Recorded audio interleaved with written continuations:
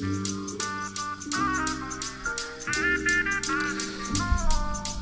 right. What's going on, everybody? Welcome to the basement.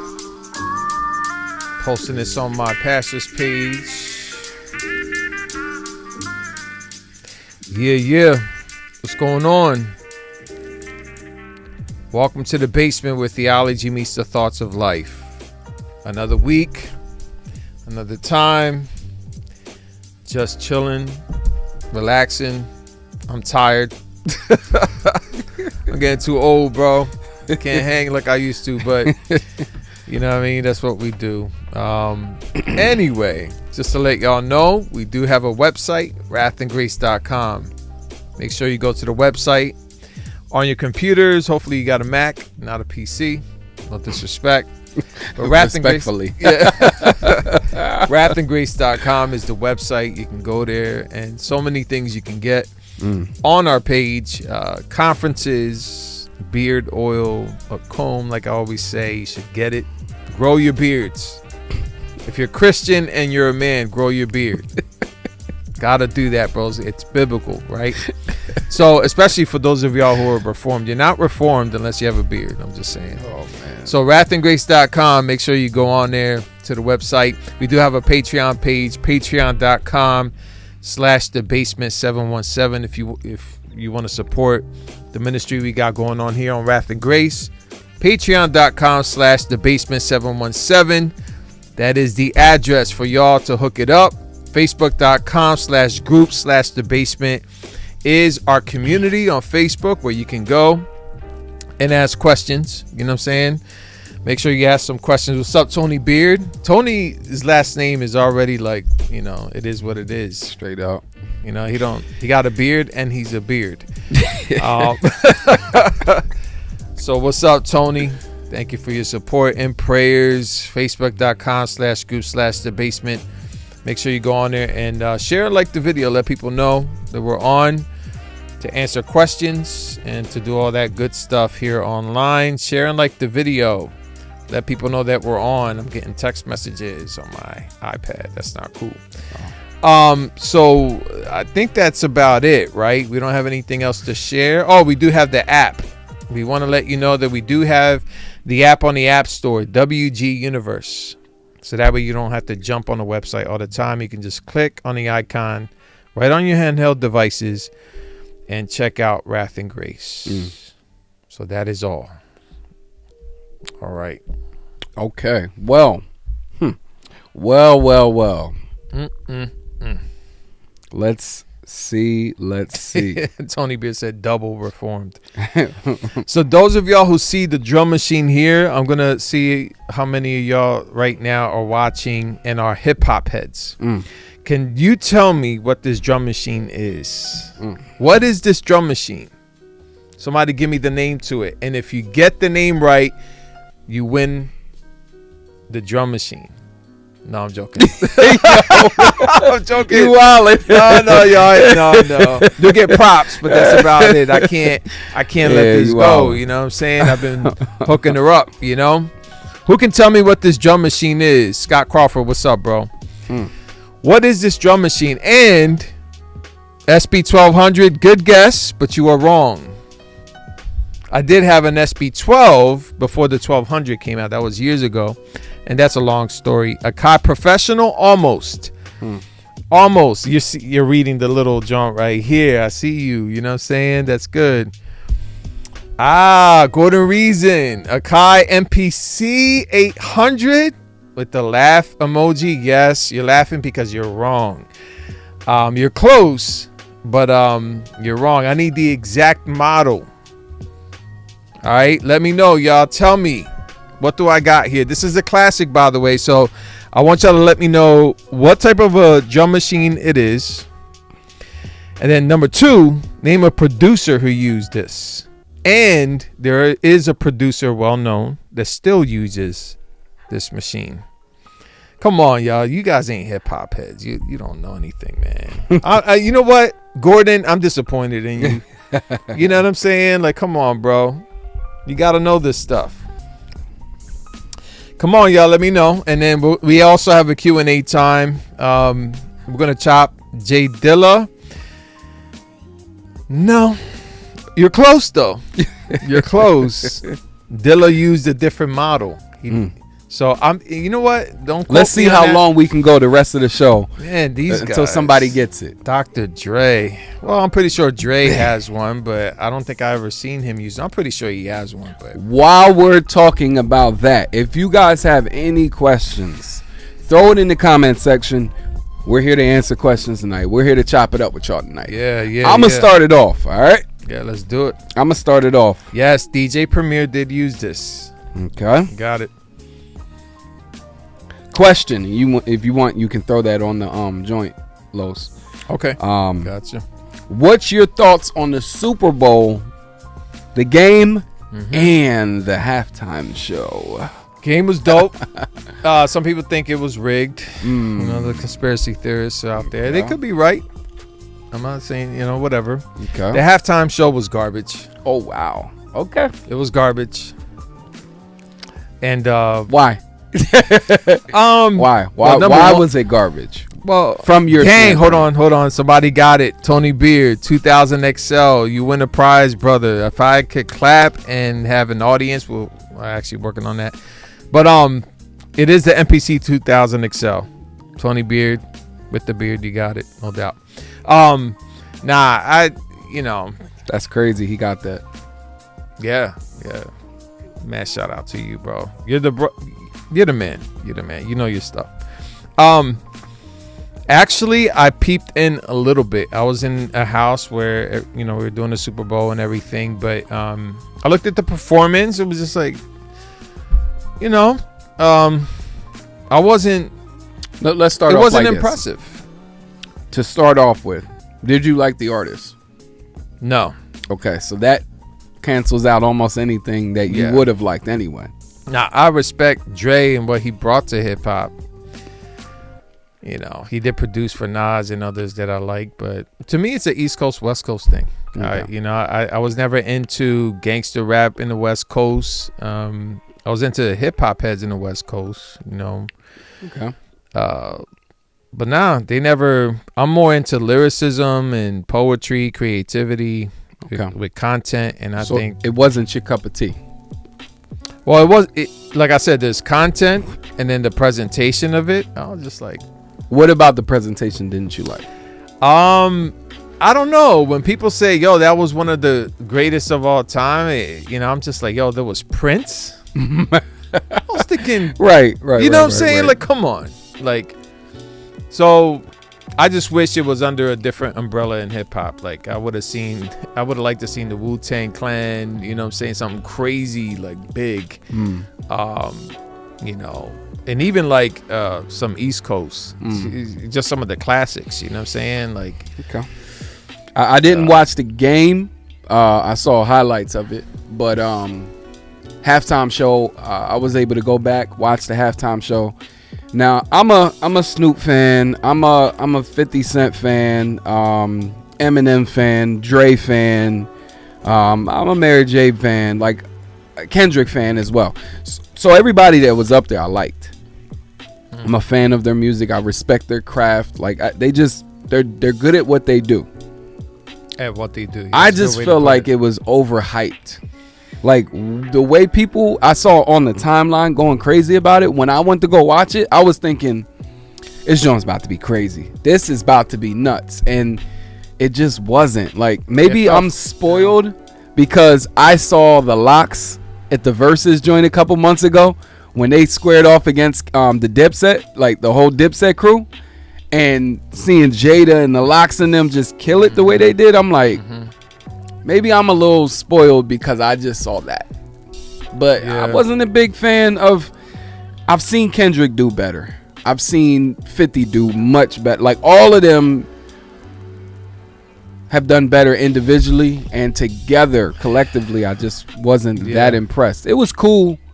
I mean, to me, it was better. What they did was better than having Garth Brooks get up there or something. Yeah, for sure. Because in the past, they've done some country. They've done some bull crap up there. Yeah, I just didn't. Honestly, when I was at the crib, at John's crib, I just peeped in. I was just reading my Bible. I'm not trying to sound super spiritual. Yeah. But I didn't want no twerking, no crazy. Yeah, they was wilding with that. So I was just like, I ain't gonna watch it at all, man. I just stuck to the scripture. I was just reading the passage I'm supposed to preach on. That's where I was. I just peeped in to see what was going on, and just barely. So, Scott Crawford said, "Get Timothy Brindle to do the next halftime show." Imagine that. Wow. Yeah. Instant cancellation. We got a question here, though. Yeah, let's go. Gordon Reason. My question for y'all is, if your Bible can only have one book in it, what would it be? I think Brandon won that one for me. He said Romans. Yeah, I think Romans is the best answer to that one, because you have Romans knows how to mix in the old and the new. You have the gospel. You have somewhat of a systematic theology in there. Like, yeah, mine would be John. Okay. Gospel of John. Yeah, I don't even know if John is my favorite gospel. No, it is my favorite gospel. But if I had to choose only one gospel, I think I'm going with Luke. Yeah, Luke is good too. Luke might be the most, comprehensive gospel in my mind. Yeah. Luke or Matthew. It's the largest book in the New Testament. So it is, but I'm just saying, detail wise, the way it just mixes in the old and if I'm going with just one book, it has to have the old and the new in it. Yeah. Yeah, I feel it.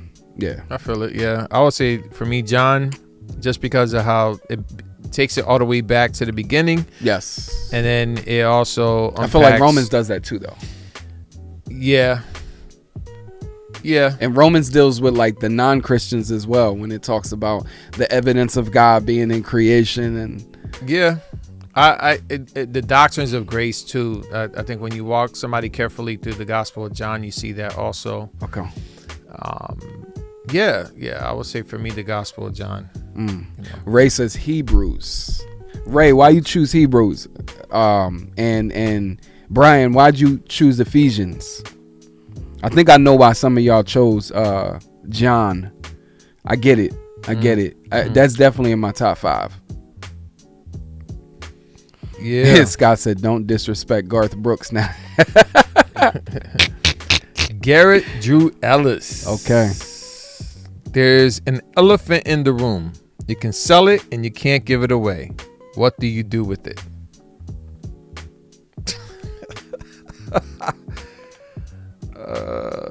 Go ahead and answer that, bro. That's a riddle. That's a Joker type riddle. Yeah. That's a Riddler type riddle. I think we're gonna have to have Garrett on just because of that. So, there's an elephant in the room. Garrett Drew Ellis next week on The Basement. You can sell it and you can't give it away. What do you do with it? You talk about it? Yeah. Yeah. It's usually what the elephant in the room means. Like, yeah. The one thing you don't want to talk about. Yeah. Anyway, help us out there, Garrett. Scott Crawford says, Los, what do we got to do to get you to come home to Post Mill? You know what? I was going to ask you. Now, before you answer that, maybe you can get into that question. One of my questions tonight was going to be, what eschatology have you studied the least? Good question. And why? And then work your way to Post Mill somehow. I'll put it in the comment section. Yeah, no, that's a good question. Very good question. I would say it has to be probably the Post Mill position. Yeah, that's the least one that I've studied. To be fair, I'll just put the question in the comment section. And that's for everybody too. Yeah. It's always for everybody. Yeah, I would say it's the Post Mill position. Now, carefully, I don't think I've really in depth unpacked it, but why is that the least that you've studied? Why is that the one the least that you've studied? Just because I feel like I'm fully convinced on my position. Like the Amil position would be the second one. I briefly browsed through it throughout the years, revisited those positions, and I just found them wanting. You know what I'm saying? Especially with Revelations chapter 20. Like I can't get away from it as far as what it says, and I don't see it as symbolic. I do see simultaneously the church being raptured and Jesus Christ coming and inaugurating the 1,000 years, literally. So yeah, to me, I just see it as plain as Revelations 20. You put the question up already in the comment on the joint? I did put Scott Crawford. Mine froze. That's why I was like, oh, okay, I can look. Let me see. Yes. Okay. Got it. Yep. So yeah. Exegetically, when I read Revelations 20, Matthew 24, 1 Corinthians 15, also, when I put those together, I was historic premill. Like I said last week, I found myself in a historic premill position out of dispensationalism, not knowing that I was historic premill. So I read those passages and concluded that was my position. And then when I heard about the other positions throughout the years, I have dug into them, not in depth and not too deep, but right away I felt like, nah, I can't rock with that. So I'm pretty comfortable with my position. So, okay. Yeah. That's hard to answer for me. I think because I was raised in it, I was surrounded, immersed in it growing up. I have not studied dispensational pre-mill as much as I've studied other ones. And it's just because I'm just totally turned off by what I grew up, being taught. That if I had to describe 4 eschatology views, right? You have Amil, post-mill, historic pre-mill, dispensational pre-mill. If I had to sit in front of 4 experts of each one, right? One of each. I think dispensational pre-mill would probably be the most angry at the way I described it. And they probably would feel like I'm misrepresenting it. So that's my answer to that one. Yeah. Yeah. So, I can't get away from the literal 1,000 years in my, and then the reading of Revelations 20 and 19 and 20, so. Yeah. See, Brandon, last week we did an episode on pre-mill and distinguished the two. We distinguished historic pre-mill from dispensational pre-mill, which a lot of times people have been raised in. It's the most popular one, at least for the last 100 years or so, that people have been raised in, just because of Schofield Study Bible and a lot of the predictions that have been made, and TBN. All of those guys hold to dispensational pre-mill for the most part. We're historic pre-mill, so there is a difference. Our church holds to historic pre-mill. Dispensational pre-mill is more of that Left Behind series stuff. So it's kind of hard for me not to see the kingdom of God advancing. That's what bothers me the most when it comes to eschatology, is like I've seen it growing and advance over time. It's just, it's kind of hard to ignore certain verses like that. And maybe I haven't studied historic pre-mill enough to, maybe historic pre-mill does hold to that, the kingdom advancing. I don't know. But yeah, it's something, obviously it's a topic that I'm going to continue to study. I'm still in the process on that one. So, let's go forward with this. You got any questions on your end? No, not right now. I'm just trying to fix this here. Okay. Sorry. I'll ask another one that's related to the Bible. Let's do it. Question. Put it in the comment section. What book of the Bible have you read the least, and why? Nice question, you guys. I just put that joint in there. That's a good question. It might be one of the minor prophets. I've read through them carefully before. even recently. But I would say out of all the books in the Bible, I think that section for sure is probably the least read on my end. I've read through the Bible a few times. We even, we got good grades in Old Testament. Yeah. The Old Testament course we took, but I think minor prophets are probably the least read. I've read Leviticus more than I've read the minor prophets. I've read Numbers. I've read Numbers more than the minor prophets. I wouldn't say all of the, like Jonah, he's a minor prophet. I've read Jonah many, many times. Nahum, maybe. Yeah. I guess you could say from front to back, maybe I've read Psalms the least because it's so long. No, I clung to the Psalms throughout the years, man. Yeah. I probably read. I'm saying from front to back, like it's so long that. I would. Yeah. It's taken me a long time to go through Psalms, longer than any other book in the Bible. So that's probably why I've read it the least from front to back. I've read many Psalms over and over again, but from 1 to 150, front to back, it's taken me a while. That was the longest actually it took me when we were going through the Old Testament. Yeah.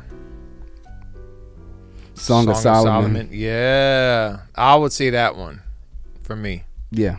No, that's a good one, Brandon. I would say same. Leviticus and Number get read because they are in the beginning of the reading plans. That's true. Usually people start dropping out by Judges. The book, once you get to the book of Judges, people start dropping out, like, all right. Or Chronicles, Kings. I just read 1 Kings 1 through 11 for our small group study.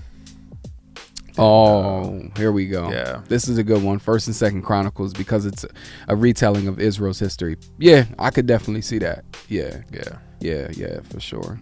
I grew up with such a crazy background that Song of Solomon was one of my favorite books at one point, and it wasn't for good reasons when I was a kid. So I can't say that I haven't read. I've read all the books that make you go, whoa. Like over and over again, I've read Genesis because it just makes you go, whoa.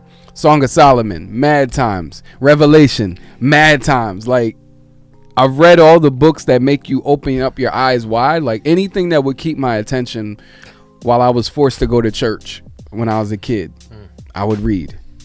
So, and when I would read Song of Solomon, I would read it like in the tuck. Like I would kind of close my Bible while I was reading it, because I felt naked in the shame, like Adam and Eve in the garden. I was surprised when I first read it. I'm like, dang, like that's crazy. Like, saying I need to get married. But so you were an adult when you first read Song of Solomon? No, I was 17, 18. Yo, I was like 5 or 6.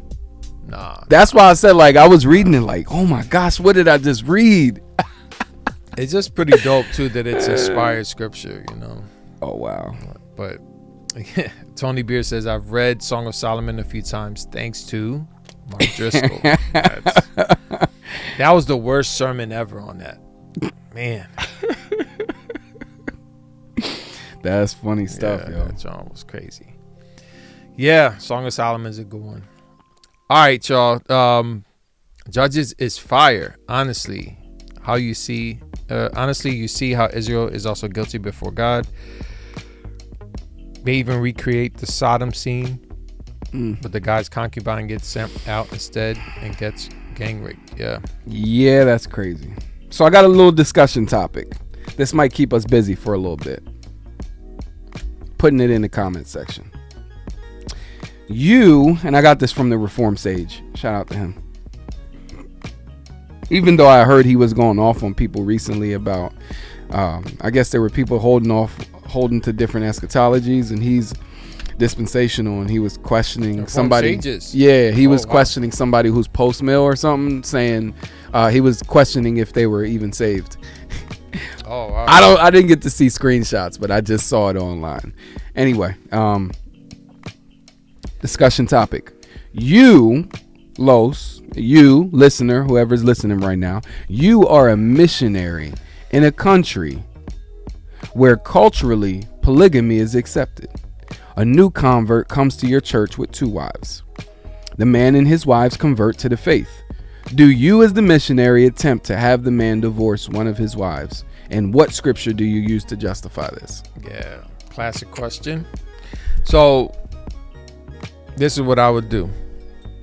I would ask who he married first, and then I'd go to 1 Timothy 3 and show him that in the New Testament church, the model example of a man is a pastor who's supposed to be the husband of one wife.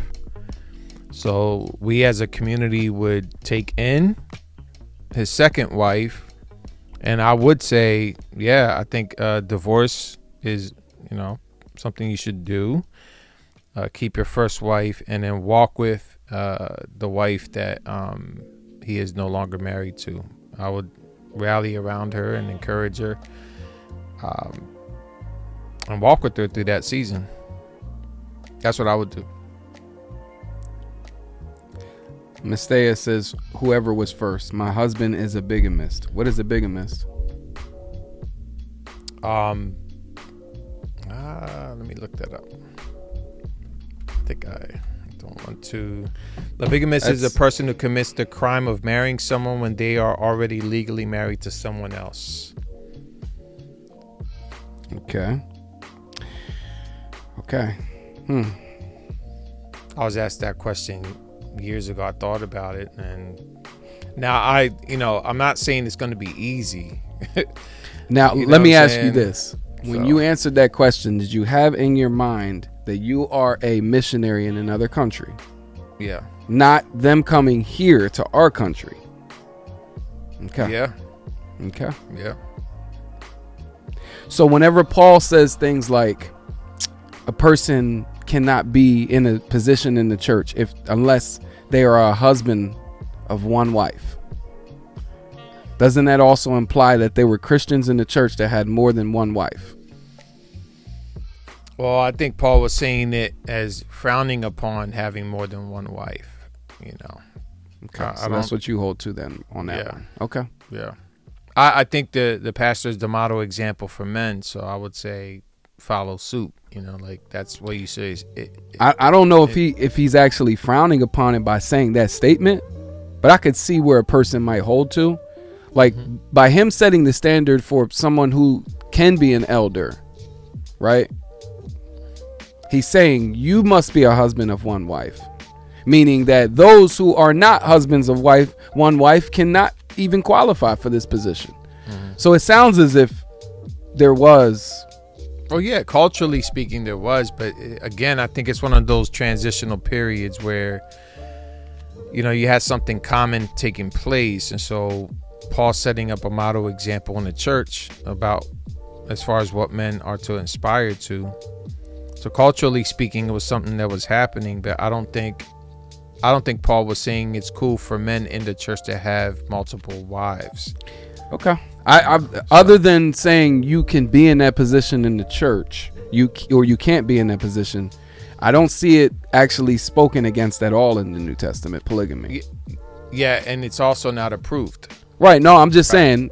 I'm just saying. Usually, a person that is arguing that or against it or for it would point that part out right there. Yeah, and that's why I think the only thing we do have is the model example of the pastor having one wife, because that's a blatant pastor having one wife. Right. I'm bringing that up. There's been many resources that have been sent to me, successful missionaries that have gone across seas and they've dealt with this on a real basis. It's similar to, I would say it's similar to a person that would not know anything about the city, right? Has never been in that realm of pastoring in the city and then coming from their worldview. I really, if I'm being honest, I think it does become different if a person really invests their life into being a missionary overseas, living that life for 20 years. I feel like if we would have them on the show right now, we might get a different answer. But we're coming from a different worldview where I know missionaries who went out in those contexts and and I think it's historically though. I mean, throughout Christianity. Yeah. I mean, there's primary sources that I could send that I was reading. Ben will actually send it to me. Yeah, we had this talk before, and he sent me the primary sources, like real sources throughout history, historical documentation of it, on how polygamy has been dealt with in the Christian church throughout history, across seas and stuff like that. So I get it. I know one thing, I don't see that being tolerated in our church one bit, but we're here in America. Well, that's what I'm saying. So if it's not a moral issue, then you don't have a right as a church to tell someone they can't marry more than one wife. Yeah. As a Christian to marry another one, but if you come into it, that's another issue. That's, is it immoral to have more than one wife? Yeah. You know what I'm getting at? I mean, I'm telling you, there's arguments on both sides of this one right here. I think it's a simple question. Is it immoral?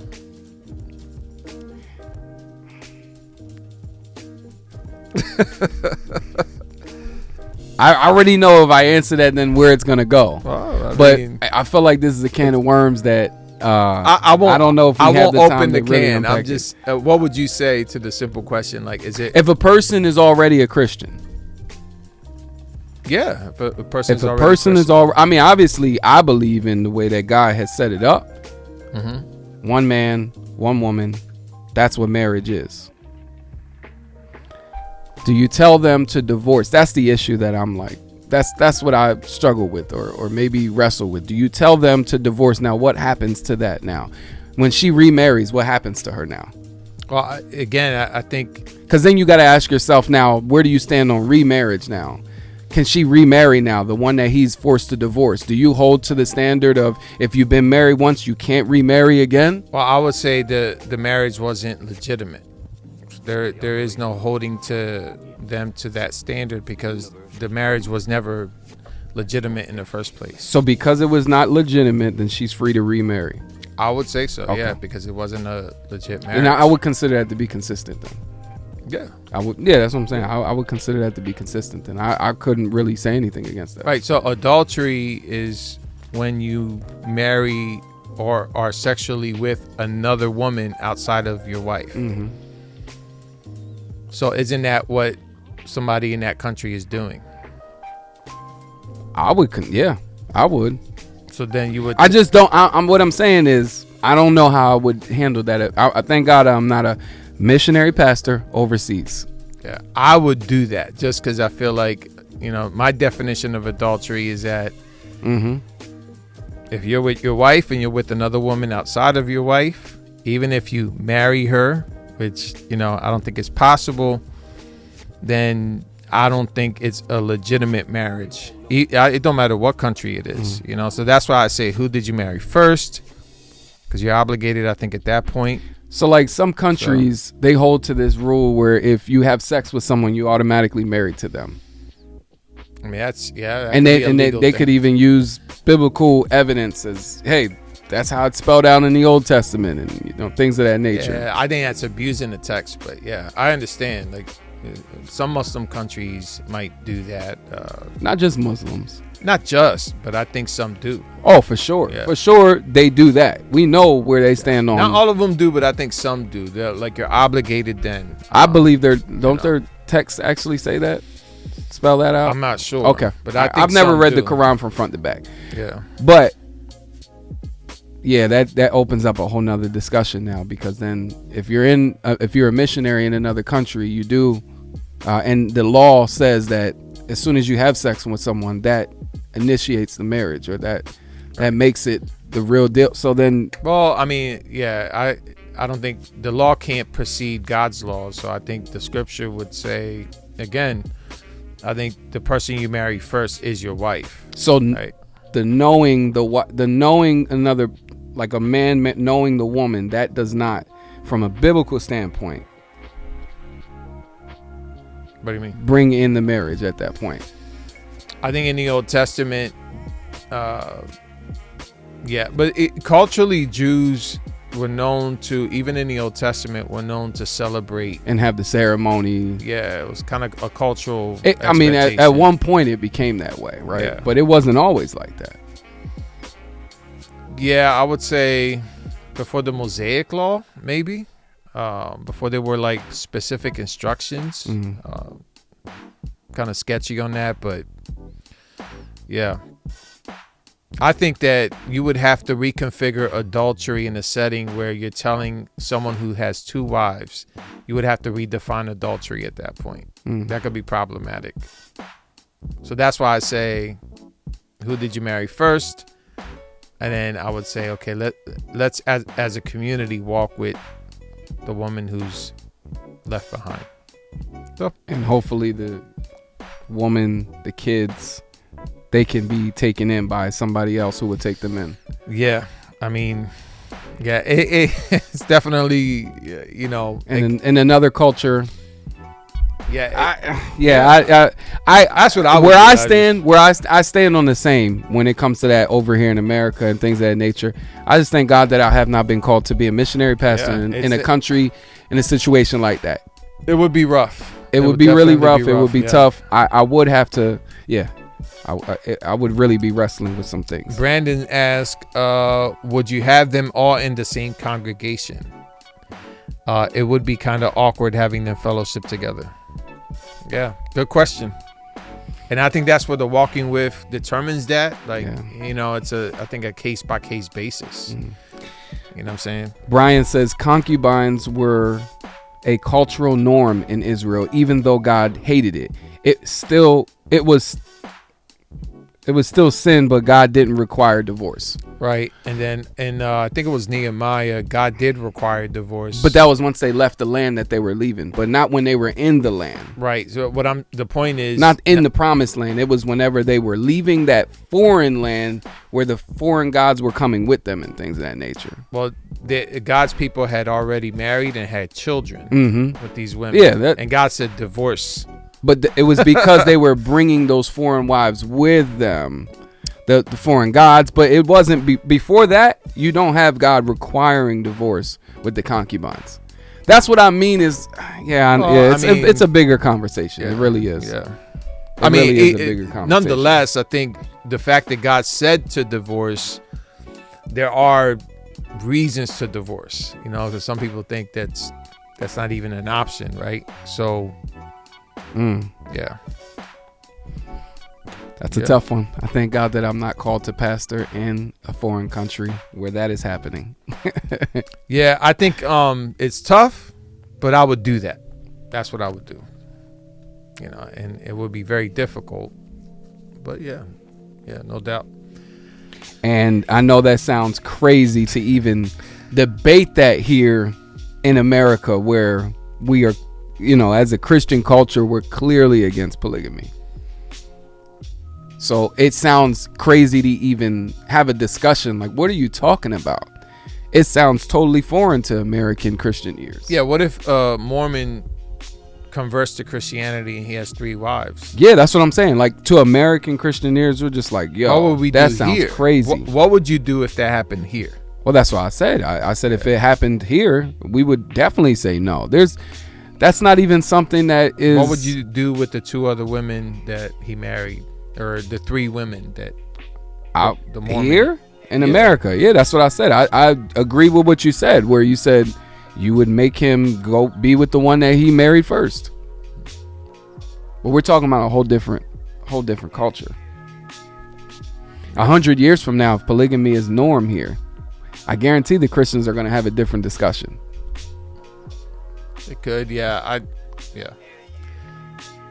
So to me, if a person became a Christian 150 years ago and they were slave owners, if you were a pastor, would you require them to release all their slaves? Is that a question here on the comment section? No, I'm just using that same example here. If a person was a Christian in your church 200 years ago, you're a white preacher, obviously at that point, 200 years ago, would you require all slave owners in your church that called themselves Christians to release all the slaves? Yes. How would that look 200 years ago? Don't matter. But you would be actually doing worse to the slaves by setting them free 200 years ago, because they would have nowhere to go, nowhere to live. This was before laws were put in place. I would have the church walk with the slaves and take care of the slaves. Yeah. I mean, we're talking about chattel slavery. I think, you know what I'm saying? I 100% agree it was wrong. It sounds similar to the Kanye argument where he said the slaves did wrong because they had a choice. They could have died on that boat instead of been slaves. It sounds crazy hearing that in 2022. You saying that instead of you living back then and being up against the times. Like when Kanye made that statement 2 years ago, 3 years ago, when he said, yo, the slaves, he pretty much said none of them had heart. They should have died before they were slaves. That's a crazy statement. Yeah. Because Kanye is here today because his ancestors chose to be slaves. Right. Like that sounds crazy. So I'm just saying is like, it is about perspective. It really is. Well, we don't know what it would be like to live 200 years ago. I think Garrett, made a good point. He said that kind of sets up the idea of culture having a right to dictate the intricacies and ordinance of marriage as an example. Oh, it does. It opens, which I don't agree with. I'm just saying, if polygamy becomes widely accepted in America 100 years from now, guarantee the conversation is going to be different on a Facebook Live discussion. Right. That's what I'm saying. Right. So it sounds crazy to us now. Right. But 100 years from now, will it? Yeah. That's why I stick to it being a moral issue, not a cultural one. Mm-hmm. I think so. When the question about slavery, I don't think they would have it better or worse if they were freed from the slave masters. I think they would have it better. You know what I'm saying? Chattel slavery was in 1822. Crazy. Yeah. I mean, they're being beat. They're being forced. Or could you have been, and this opens up a whole nother conversation, could you have been a very loving and compassionate Christian owner? There was that. I think that's what I'm saying. That's the thing though. Like a case by case basis would help, right? Well, where would they go? Yeah, I know. Yeah, I think that's where the church should have stepped in. Yeah, right. I think the church as a community, if that was me and white slave owners attended the church, I would say you need to free your slaves. They don't belong to you; they belong to the Lord. Like set them free. Mm-hmm. And if they're not willing to take care of them, then the church steps in and helps. To take care of them. That's ideal, but that's what I would do. But there were slave owners, I believe, if I remember right, that were slave owners, but did it so that way they're the people that the slaves that they had actually live good lives. There are stories where that's what I'm saying. Technically, they were slave owners, but they did it to get them away from chattel slavery. I think that would have been the better choice 200 years ago. That's what I'm saying. That's what I'm saying. Is like, in an ideal world, release the slaves, but 200 years ago, I don't know about that. I don't know about that. It's similar to the, when a woman wasn't being taken care of by a man, do you let them just live independently? Nah, they need to be taken in by a man. Whatever. That opens up a whole nother one. Jonathan Edwards was okay. Now here goes something. As a minister, this is Sister Ruby. She said, as a minister, would you marry someone who is divorced and their spouse is still living?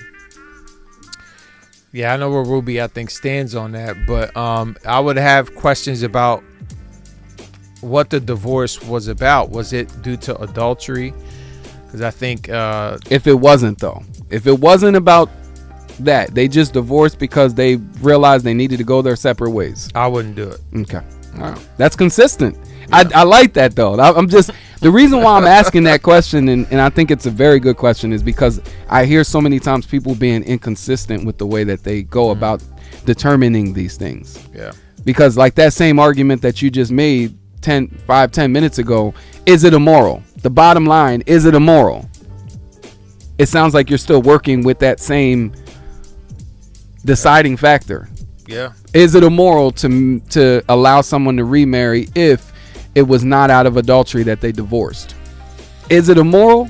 That like it always comes back to that. So I do agree with that, and I admire your consistency. Yeah. I mean, I try to be consistent as much as possible. Somebody's asking about Philemon. Who is that? In the Bible. No, I'm talking about who asked the question. Oh, Scott. I can't find it. It's Scott. What are your thoughts on there Philemon? Yeah, I'm like, wait a minute. What are you talking about? There we go. Yeah, no doubt. What are our thoughts on that? I mean, yeah. Yeah. Paul not requiring. Right. One's a miss. Right, and then Ephesians to be freed. 4. Yeah. Giving instructions on that. Yeah, I'm of the belief that American slavery was evil, wicked, wrong, sinful, demonic. Much more worse than what was going on in Jesus's day, is what you're saying? Not just worse. I would say it was evil. I don't think. So, for instance, like when Paul talks about in Galatians 3:28, he included slave or free, that we're all one. And I think that's the heart behind Philemon in his letter. In other words, treat him the same. He's your brother, right? So I think under that roof of being what I would say a bondservant, not someone who's enslaved to the point of being abused and the image of God being mangled with, violence or whatever the case is, I would say that it's kind of like a bondservant, in my opinion, someone who is serving in the house and a part of the family of God within that house. I think that was possible. And I think that's the heart behind Philemon and the heart behind Paul's letters when he deals with this issue. American slavery is not that. They treated people as subhuman. Oh, it was much worse. Right? I would just say it wasn't even what the Bible says or even the whole process of becoming a slave was stealing men, which the Bible talks about. Right. A man stealer. Yeah. Man stealers will not inherit the kingdom of God. Right? Yeah. Way different than a person who was born into poverty or even eventually became destitute, needed to be taken care of by somebody, so they pledged themselves to somebody for 7 years or however long. Right. Way different. Yeah. Two different conversations right there. Yeah. I agree with Scott Crawford that Roman slavery was definitely brutal, but that makes my point, right? So Paul is not even approving of that. He's saying within the household of God, whether you're slave or free, we're all one. Yeah. Right. And so that's the heart behind Philemon, I think. What Paul's saying there. I would say that the Arabian slave trade was worse than the Roman slave trade. Way worse. Yeah. It lasted longer and enslaved all kinds of people, especially white people. I don't even put that on the same level as the Roman slave trade. Roman slave trade was better than the Arabian slave trade and the transatlantic slave trade. Right. When you look at the history books, you look at how it went down, what started it, what initiated it, and what prolonged it. Way worse. Yeah. So would you say that Edwards and Whitfield wouldn't inherit the kingdom? I haven't done enough history research on them, on how they treated their slaves. Yeah. I would say George Whitfield to me is problematic. I don't read any of his stuff. I think he was foul. I think what he did was wrong. I would say that to release slaves 200 or 300 years ago into America, let them just be free, like here's your papers, they would get killed instantly. They would get taken into other plantations. Like there would have been no widespread blacks being freed and allowing that to go down. We saw what happened whenever blacks started being prosperous with the Black Wall Street and all of that. Like, oh, there's other stories too. I know. I'm just saying, crazy. Like, we've seen throughout history how people reacted to letting slaves free. Yeah. For a little time period, it was cool, but over a while, I just don't see it being idealistic. I don't see it being a good idea. 250 years ago, person becoming converted in Mississippi and going, I'm releasing all my slaves. Yeah. Nah, they're dead. And I hate to say it like that, but it would be a bad idea. But who am I, right? Like, I guess by standards today in 2022, because I'm black, do I get to say this stuff? Anyway. I'm just saying. Yeah. Anyway, how did we get into this conversation? I don't know. Yeah, this is all you. Yo, Cooley. this is not Cooley High. If we get canceled on Facebook. No, I'm joking. Any more questions? Yeah. Not dealing with polygamy or slavery.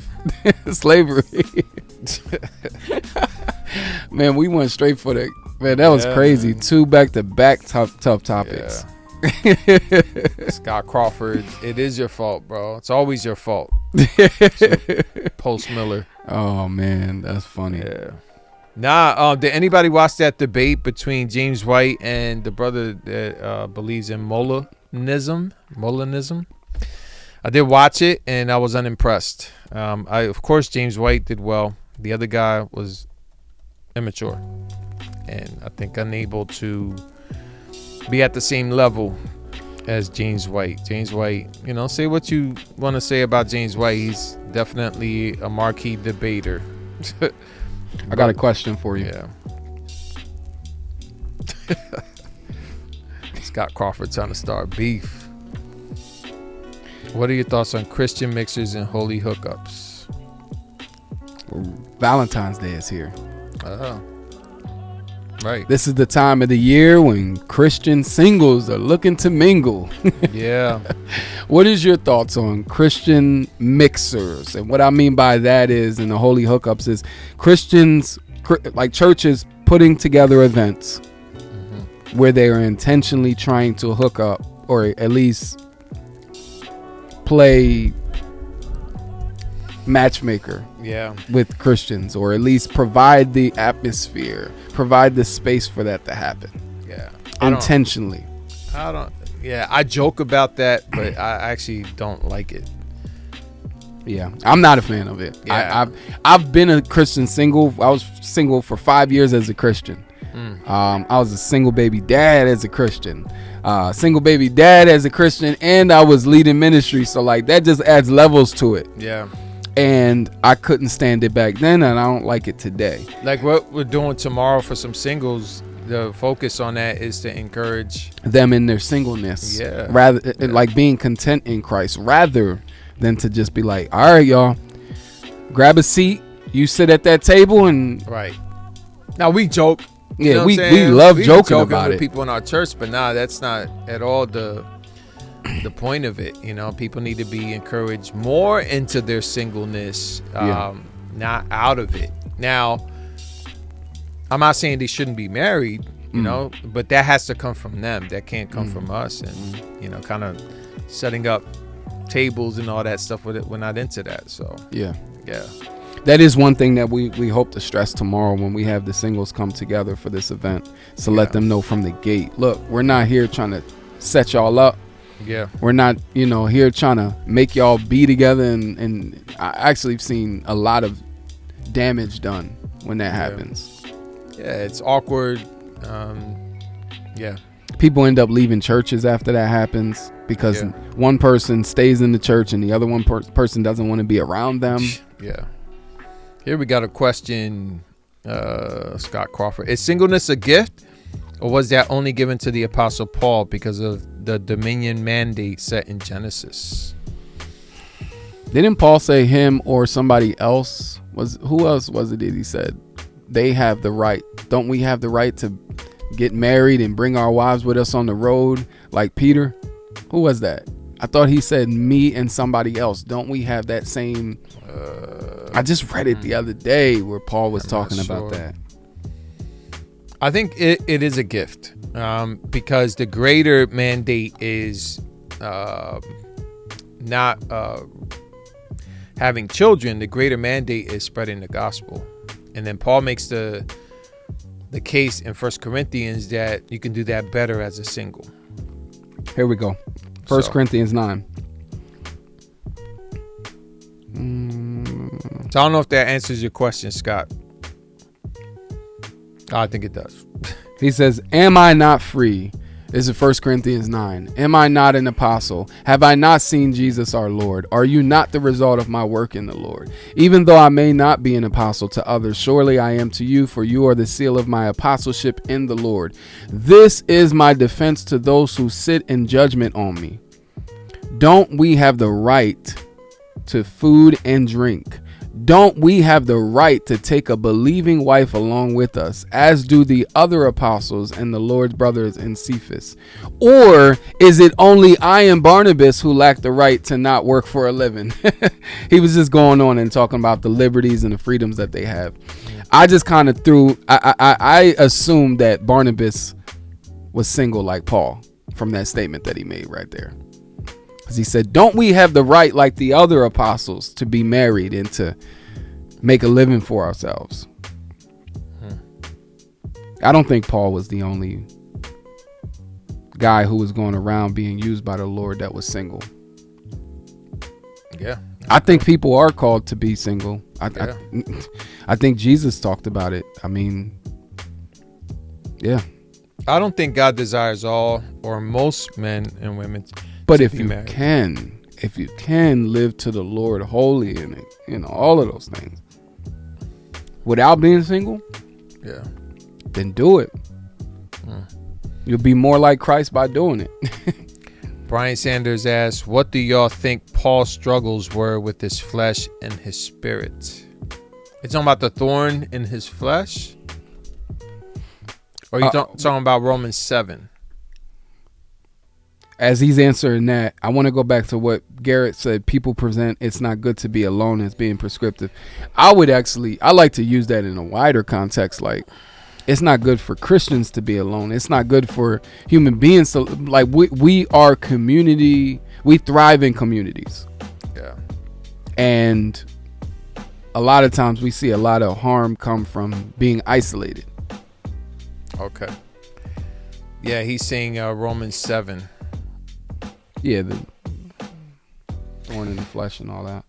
That's it, man. I don't know. Oh, the struggles with the flesh. Okay. Yeah, the flesh and the spirit, the going back and forth. You know, I'm doing the things that I don't want to do. Can that be used for a Christian today that's struggling with porn? I think that I'm not saying he's saying that, but a lot of times I see that Romans 7 being used in the context of that today. Yeah, and people think that that's pre-Christ.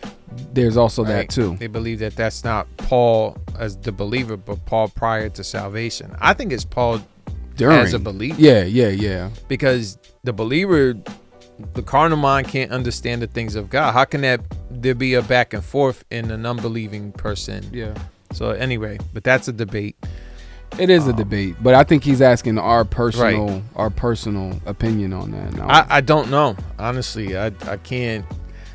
I don't know. It could be something.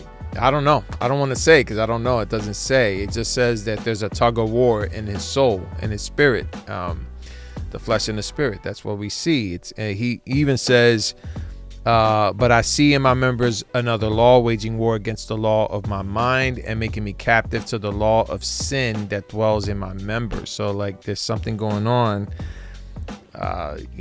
with how he thinks, how he feels, what he desires to do that's contrary to God. And that's why he says, wretched man that I am, who will deliver me from this body of death. Flesh. Yeah. So don't know, man. I know it's something carnal, something sinful that Paul wants to do, because we see that in the previous verses. Yeah. Now where he says actually, where is it at? He says, for I do not do what I want, but I do the very thing I hate. So as we're speaking about that, I'm glad that he doesn't spell out what it is that he's struggling with. The same thing with the thorn in the flesh. If we would know for sure what the thorn in the flesh, we just keep it at that. Yeah.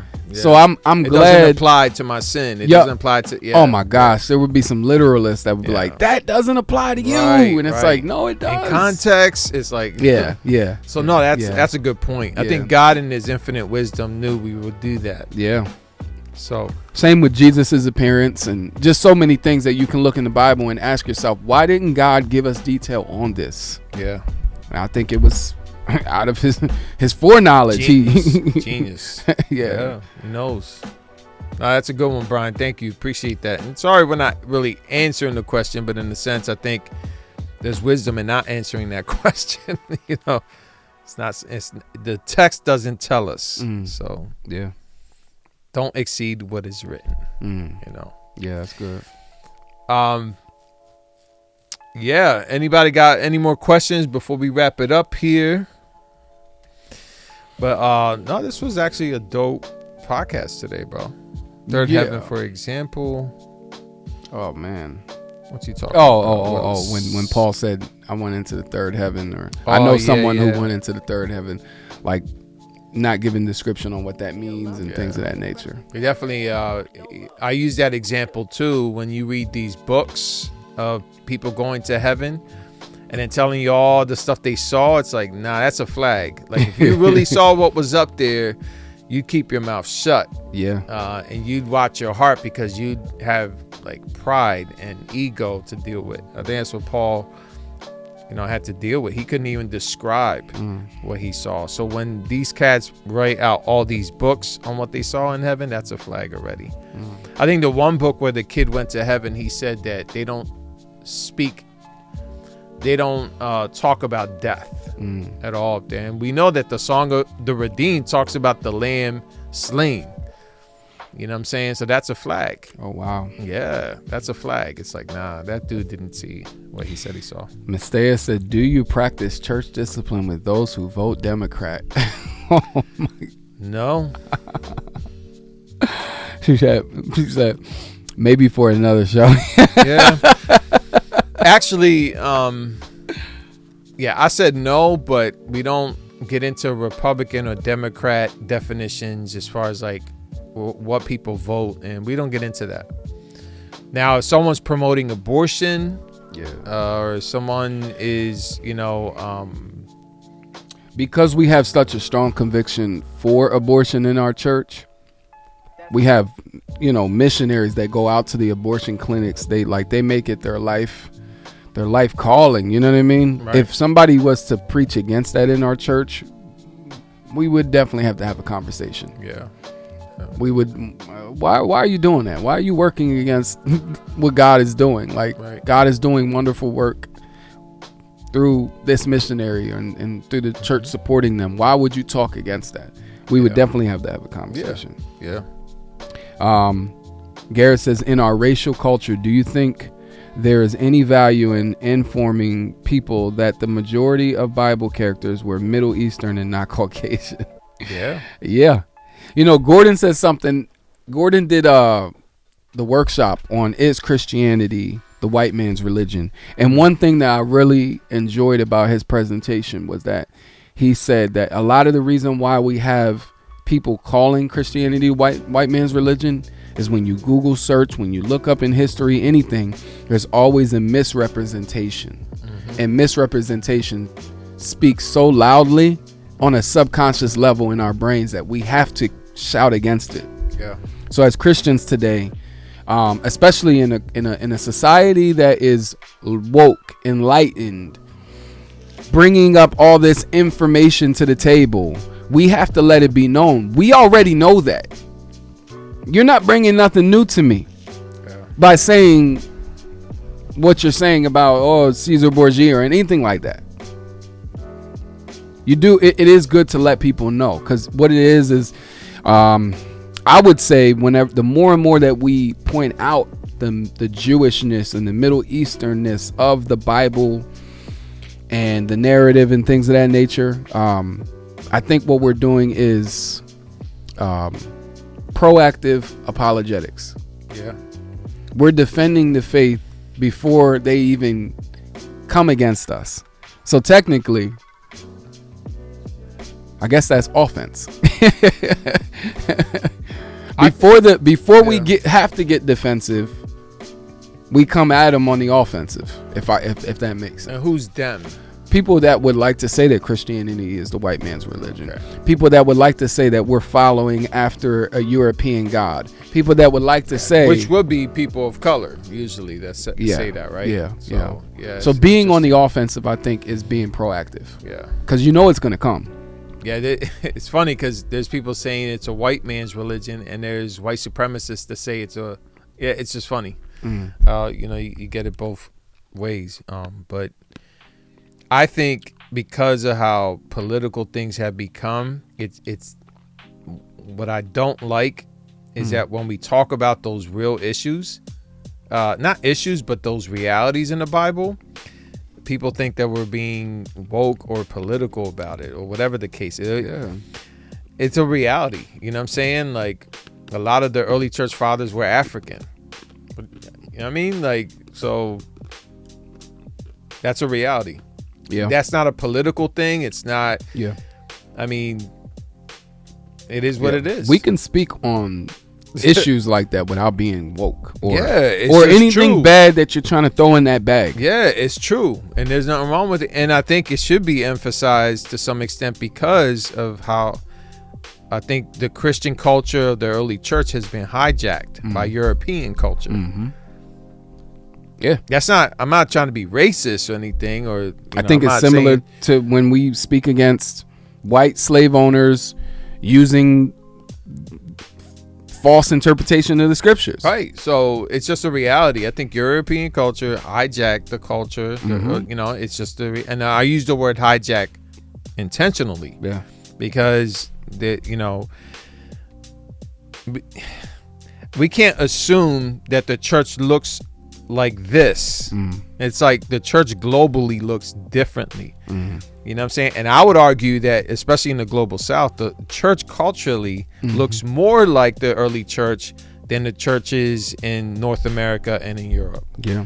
I mean, that's just a reality. It was more tribal. It was more celebratory. I mean, singing songs and dancing and all those things that were happening were normative in the Christian church. And it changed when it migrated north. I mean, not that is bad. I'm not saying that European culture is bad. What I'm saying is it's just different globally. It is different. And it's good to distinguish too and let people know this is where that comes from. Yeah. Just so you know. People come to our church, bro, and they see us clap our hands, getting like, you know what I'm saying? And I think that's how, it looked more, I would argue that's more biblical than, standing there not moving. Not that that's bad. Whenever I hear guys that are so strong on presuppositional and like pointing out where things come from, the origins of things, when I see them buck against people bringing up the Jewishness of the scriptures, I'm just like, what? How could you be against that? And you're so presup. It doesn't make sense. I think one more question right here. Where was it at? Brian Sanders got another one. How come King David wasn't charged with the murder of Bathsheba's husband? He means legally charged. I think it was because there was a greater form of justice that was given, and that was from God. It went before the ultimate judge. Who would you bring King David before other than God? Yeah. Think about that one. Who could you bring King David before? In a monarchy. Right. That was the problem, I think. See what I'm saying? Like, who could you bring him before? You couldn't bring him to nobody. Yeah. The prophet could speak against him, but you can't bring him before a judge. You can't bring him before a council. Except the one true judge. And I think we do see God laying down judgment on several kings: Pharaoh, King David, Nebuchadnezzar. He punished the Babylonians for what they did. You know what I mean? Like, I think it gets to a certain point where the king can't be judged by any other human. So now God has to step in. God is the king. These are just lowercase k's. I think the justice that God laid on him is way more, a lot more right. And of course it comes from the one who is totally just. God had a plan. The seed had to be preserved, and there were the Davidic throne. There were things that God had to. So God was gracious. It's like when I was reading 1 Kings 1-11, I was telling you this, that early on it says that Solomon married Pharaoh's daughter, but then was blessing him the whole time, increasing his kingdom, favoring him. And then it wasn't until chapter 11 that he we see that God wasn't digging him when it came to, you know what I'm saying, marrying other foreign wives. Mm-hmm. You know what I'm saying? So even though Solomon did that early, God continued to bless him because he had a plan. So it wasn't approving Solomon in his sin of marrying foreign women, but God had a plan. The temple had to get built. And so Jacob says, how do you deal with anger and irritation in your day-to-day lives? Good question, bro. Okay, I'm just saying that now. How do you deal with anger and irritation in your day-to-day? Oh, wow, man. So pastorally, like one of the things I go to is I look for triggers. I tell people, okay, if you have a constant issue with anger, I would say, what causes that? You know, how do you feel? When do you feel what you feel? What does your diet look like? Are you eating well? Would you consider medication at some point? Is it physical? Is it mental? Is it both? Some people, it's a physical thing. It could be something you eat, the way you eat, how much sleep you get. Even down to your feet, believe it or not. Oh, absolutely. If you're in pain all the time, you're going to be grouchy. You're going to be, moody. Absolutely. So there's a physical aspect to it. I push people to think physically, like, hey, let's look at how you eat. How's your rest? All those things. Take care of yourself. And then if you find yourself still agitated or whatever, then let's move towards the mental. Let's talk about your thought life. Let's talk about your prayer life, your devotional life. Not that I'm putting that secondary, but it helps because you can be reading your Bible and be in pain all day and still be angry all day. Yeah. You know what I mean? So I'm not a doctor, but I'm saying those things have mattered. And man, after I get a shower, I usually tell my fam when I first get home after a long day at work, let me jump in the shower and then let's talk. And then after I get that shower, I walk out and I'm like, all right, y'all, how y'all doing? Right. There's something important to the physical that we can't neglect that. Yeah, and the Bible speaks about that.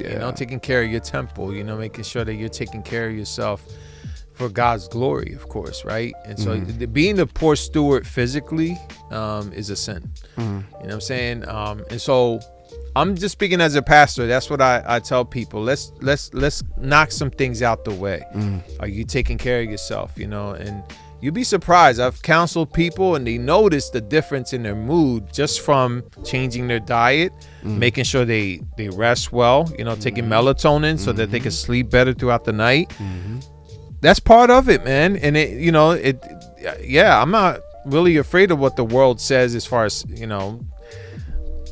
because some people will say, well, that's not being biblical. I'm like, yo, read your Bible, dog. Like, God gave us these bodies and we are to be good stewards of this temple that God's given us. And so as a pastor, I've noticed, okay, and it sometimes it continues to be mental. Yeah. And then we get into, some things. We cannot ignore the physical.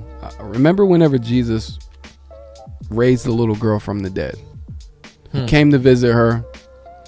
The dad asked, can you heal my daughter? And then he gets there and she died already.